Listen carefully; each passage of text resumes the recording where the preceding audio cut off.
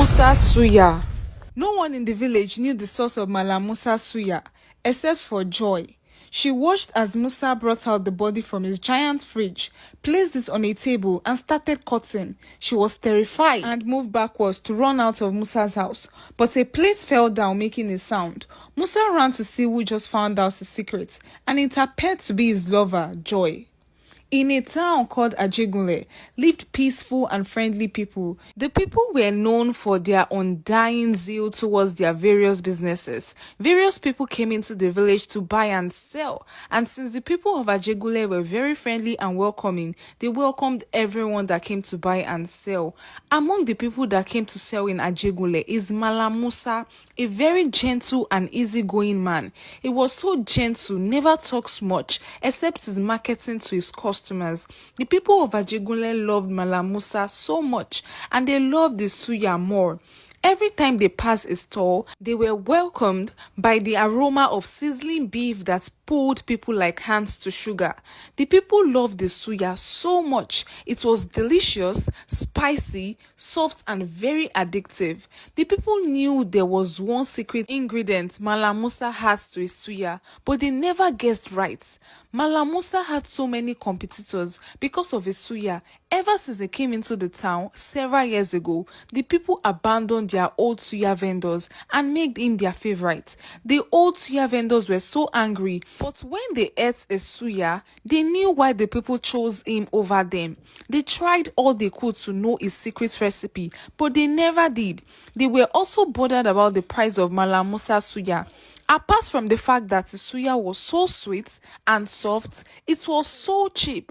It made the people so angry at the other suya vendors, calling them greedy and selfish. Thinking they hiked the price of their suya, they made Malam Musa their favorite. His suya was so cheap and delicious. The other suya vendors were confused. How is his own so cheap? How can he be selling so low? Doesn't he want to make any gain? They asked themselves, but they never got answers. Most suya vendors left the business because everyone were buying from Malam Musa. Coming to Ajegunle was the best decision Malam Musa has ever made, according to him. In the previous village he was in, he never made sales like he did in Ajegunle town. The people also liked the taste of his suya, but he hardly made any gain. But ever since he moved to Ajegunle town, his sales rise like never before. People from both far and near visited the village to eat the popular Malam Musa suya. His business grew so much, he started by selling with a table on the village streets.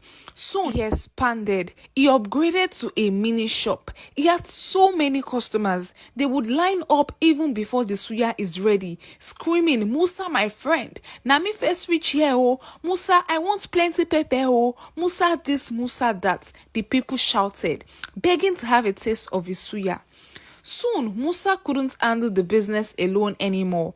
It was draining for him. He was working so hard. He thought long and hard and decided to break his one rule of not hiring someone. Musa did all of his suya business himself. So many people went to him begging for a job. Some even offered to be a social media manager to expand his business to the city, but Musa rejected their offer.